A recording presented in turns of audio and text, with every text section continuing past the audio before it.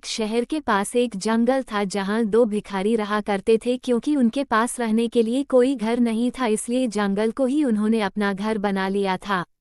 किसी इंसानों के घर के पास रहने पर वो उन्हें वहां से हटा देते, इसलिए उन्होंने जानवरों के घर यानी कि जंगल में ही रहना मुनासिब समझा।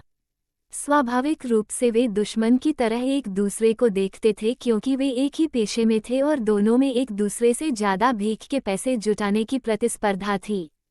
दोनों भिखारियों में से एक अंधा था और एक लंगड़ा था, और वे हमेशा अपने ग्राहकों, भीख देने वाले लोग को लेकर झगड़ते रहते थे।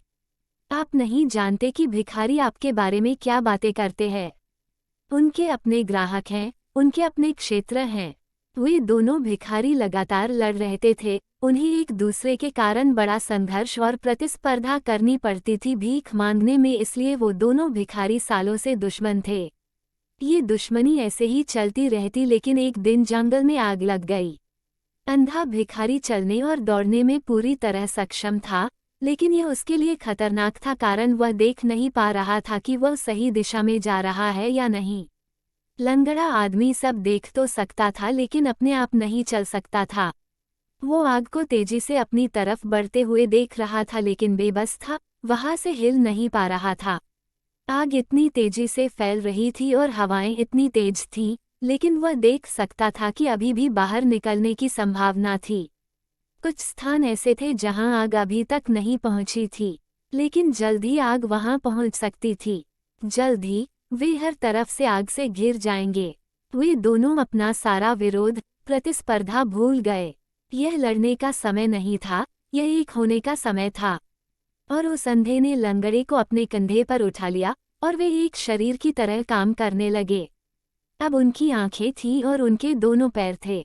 लंगड़ा आदमी देख सकता था और निर्देशित कर सकता था कि उन्हें कहाँ भागना है, तेज या धीमे, और किन दिशाओं से बचना है। और अंधा लंगड़े को कंधों पर उठाकर दौड़ने के सामर्थ था। वे बिना घायल हुए जंगल से बाहर आ गए। यह प्राचीन कहानी आपके दिमाग और आपके दिल के बारे में है। आपका दिल देख सकता है, लेकिन कह नहीं सकता। आपका दिमाग कह सकता है, लेकिन देख नहीं सकता। यदि आप अपने दिल और दिमाग को, अपने प्रेम और तर्क को करीब लाने में सक्षम हैं, अपने अनुभव और अभिव्यक्ति को करीब लाने में सक्षम हैं, तो शायद मन भी कुछ महत्वपूर्ण कह सकता है। यह पूर्ण नहीं हो सकता है, यह संपूर्ण अभिव्यक्ति नहीं हो सकता है, लेकिन यह सही दिशा में एक संकेत हो सकता है। मैं ऐसा नहीं कहता कि दोनों के साथ आने से गलतियां नहीं होगी, लेकिन उतनी नहीं होगी जब वे अलग अलग रहते हुए होती है। लाइक, शेयर और सब्सक्राइब करें जरूर। धन्यवाद। लाइक, शेयर और सब्सक्राइब करें जरूर। धन्यवाद।